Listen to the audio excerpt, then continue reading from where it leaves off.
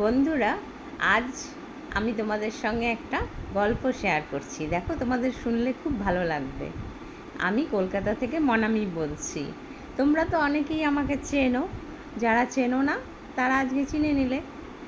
আচ্ছা, আমার গল্পটা হচ্ছে এক ভদ্রলোক এবং ভদ্রমহিলা রোজ অফিস থেকে ফেরার পথে একজন বয়স্ক লোকের কাছে ফল কিনতেন। প্রতিদিন ফল কিনে ভদ্রলোককে বলতেন যে আপেল কিনতেন প্রতিদিন, এবং আপেল কিনে বলতেন যে তুমি এরকম বাজে আপেল কেন দাও, একদম ভালো লাগে না খেতে, কেমন যেন টকটক হয়। তো ওই বৃদ্ধ ফল বিক্রেতা বলেন, না আমি তো ভালো আপেলই দিই, এরকম তো আমি দিই না। তো ভদ্রলোক বলছেন, যে কিনছে সে বলছে, আপনি একটু খেয়ে দেখুন, তুমি একটু খেয়ে দেখো, একটা দেখো একদম ভালো না, একটা খেয়ে দেখো। এরকম রোজই সে ফল কেনে এবং ওই ফল বিক্রেতাকে বলে যে ভালো ফল দেয়নি এবং তার জন্য তুমি একটা খেয়ে দেখো, ভালো নয়।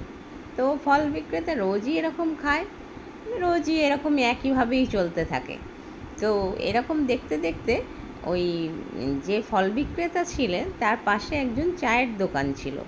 সেই ভদ্রলোক বললেন যে ফল বিক্রেতাকে বললেন, দাদা তুমি যে রোজ এই ভদ্রলোককে ফল দাও আর উনি রোজই তোমাকে এরকম দোষারোপ করে যে ফল ভালো না, ভালো নয়, খেতে নয়, তোমাকে একটা করে দিয়ে খাওয়ায়, বলে নানান কথা, তাহলে তুমি কেন ওনাকে ফল বিক্রি করো? আর তাছাড়াও আমি লক্ষ্য করে দেখি যে তুমি যখন ফল ওনাকে মাপো, তখন তুমি যখন ফল মেপে দাও ওনাকে, তখন কিন্তু তুমি একটু বেশিও দাও। এটার কারণটা কি আমি তো ঠিক বুঝতে পারি না। এদিকে ওই যে ভদ্রলোক ফলটা দেয়, একে যে ক্রেতা ফলটা খাওয়ায় বিক্রেতাকে, যে ক্রেতা, সেই ক্রেতার বউ সঙ্গে থাকে। তিনি বলেন যে আচ্ছা তুমি কি বলো বলো তো, প্রতিদিন ওনার কাছেই ফল কেনো, আমরা সবাই খাই, ভালোই খেতে হয়, তাও তুমি ওনাকে এরকম বলো ফল ভালো না, এই একটা খেয়ে দেখো, ভালো দাওনি, এরকম বলো কেন? তো ভদ্রলোক বলল, কেন বলি তুমি বুঝতে পারো না? ওনার চেহারাটা দেখেছো? উনি ফল বিক্রি করেন সংসারের আয় উন্নতির জন্য, সংসার চালানোর জন্য, কিন্তু উনি নিজে কি কখনো ফল খান? উনি খান না। তাই আমি নিজে ওনাকে এই সমস্ত বলে একটা ফল খাওয়াই, দাঁড়িয়ে থেকে খাওয়াই, সেই জন্যই আমি ওনাকে এইগুলো বলি। তখন ওনার স্ত্রী বুঝতে পারে, ও আচ্ছা, সেই জন্যই তুমি এরকম বলো। এদিকে যখন ওই চায়ের দোকানদার ওই ফল বিক্রেতাকে জিজ্ঞাসা করছে যে তুমি কেন এরকম দাদা, উনি এত কথা বলে, তাও তুমি এরকম রোজ ওনাকে ফল দাও, আবার দেখি একটু বেশিও দাও, কারণটা কি? তখন ফল বিক্রেতা বলছে, তুমি বুঝতে পারছো না কেন আমি দিই?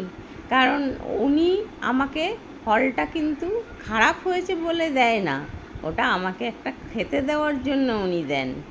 উনি যেরকম আমাকে ভালোবাসা ও যত্ন দেন, আমারও সেই জন্য ওনার দিকে পাল্লাটা একটু ভারী হয়ে যায়, মানে আমার অটোমেটিক সেই ওনার দিকে পাল্লাটা ঝুঁকে যায়, আমি ওনাকে একটু বেশি দিই, কারণ আমি তো জানি যে উনি একটা আমাকে খেতে দেবেনই, সেই জন্যই আমি একটু বেশি দিই।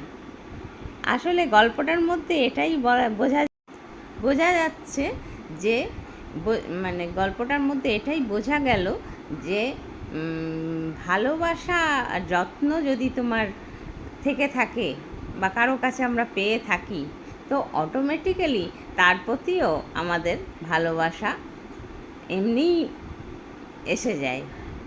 এটাই মানে বলতে চাইছি গল্পের দ্বারা। মানে ভালোবাসা যত্ন জিনিসটা এমনই, যদি কেউ আমাকে করে, আমার এমনিতেই তার প্রতি এসে যাবে, এটাকে কোনো জোর করতে হবে না বা কিচ্ছু লাগবে না, নিজের থেকেই এসে যাবে, এটাই বলার।